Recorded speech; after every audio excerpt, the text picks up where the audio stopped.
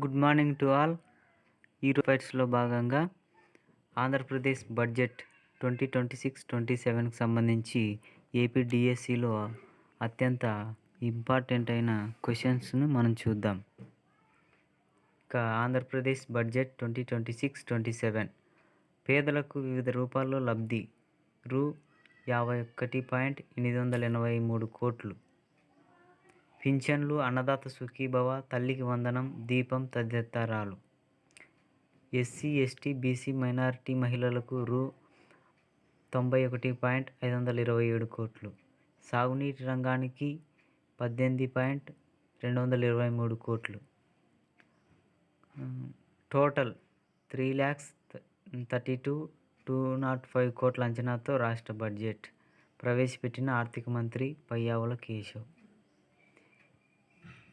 2026-27 ఆర్థిక సంవత్సరానికి రాష్ట్ర బడ్జెట్ను మంత్రి పయ్యావుల కేశవ్ శాసనసభలో ఫిబ్రవరి 14న ప్రవేశపెట్టాడు. ఓకే, ఇది ఏపీ డిఎస్సికి అత్యంత వెరీ ఇంపార్టెంట్. ఇవి చూసుకోవాలి.